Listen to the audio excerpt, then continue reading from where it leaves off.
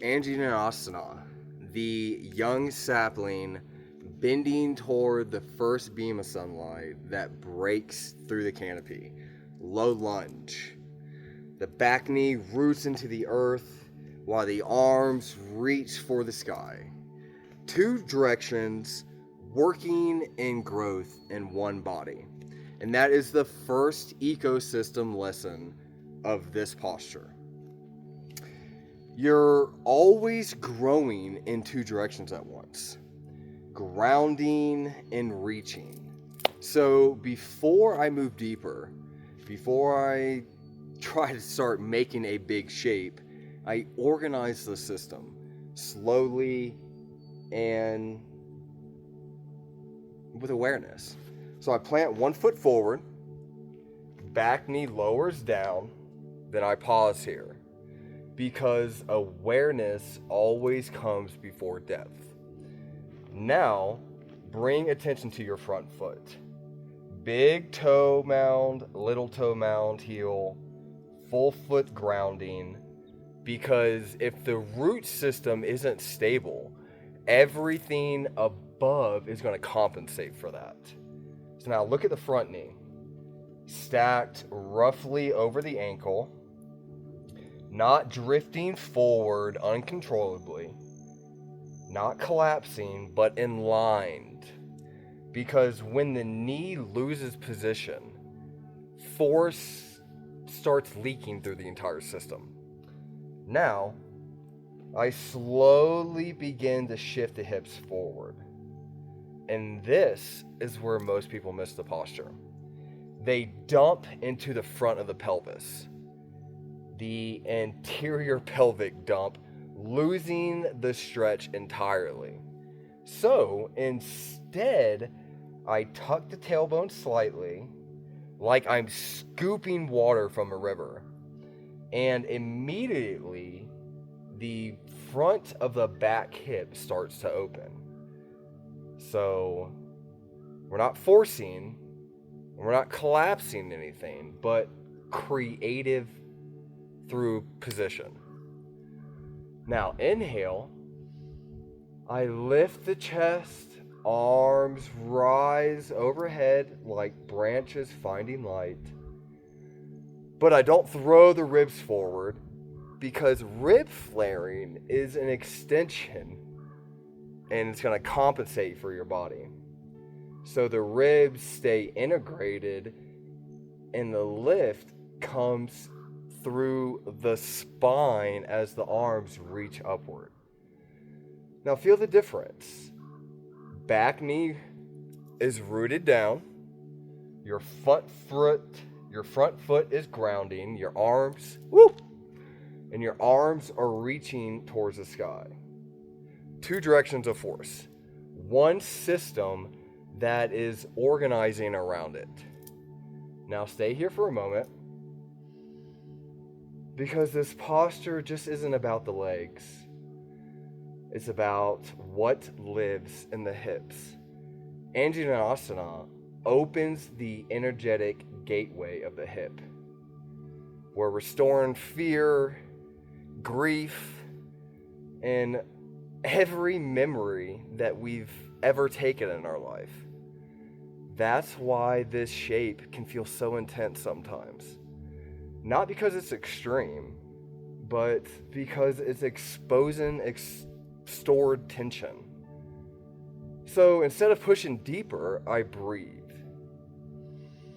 Inhale, I lift the heart towards the canopy, arms reaching higher. And I exhale, and the hips start surrendering into the earth, not collapsing, but softening. Now notice what the body wants to do. Maybe the front knee wants to shoot forward past the ankle. Maybe the ribs want to flare out to compensate for the depth. Maybe your pelvis is losing direction completely. The ecosystem always shows you the weak link. And that's not failure. That's information. So I refine. So root deeper through the front foot. Let the back hip open, turning toward the sun. Now the posture starts to feel a little different. You can even untuck your back toes, plant them on the earth to give you a little bit more stability. Now we're going to explore how this shape moves through time.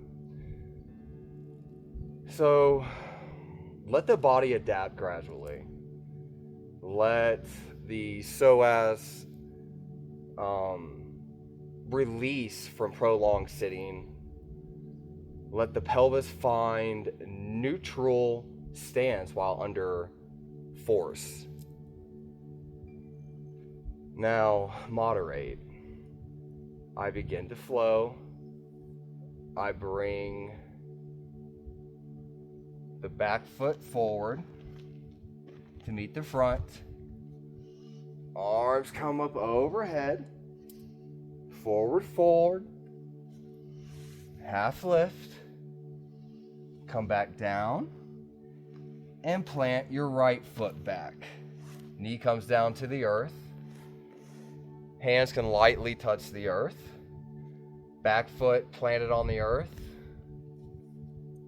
And we come into our low lunge state. So we can always catch the position and stabilize ourselves without collapsing. So that way we're building coordination, elasticity, the ability to organize quickly under load. So what I mean by that is this. So I want you to take your hands, plant them on the earth, tuck your back toes, and bring your right foot to the front of the mat to where we are folded over our knees. Now, this is where the moderation comes in. We're gonna step quickly or jump back into our low lunge. So, we're gonna do with our left foot. And this is going to help you stabilize and build this forceness that you experience when moving through fast-paced scenarios like hiking. So I really hope that this helped you out. This was just a little in-depth of my signature poses that I'm doing. We're going to be doing 15 lower body and 15 upper body. So thank you for walking the trail with me. And remember, you're always both the forest and the sky. And we will see you next time.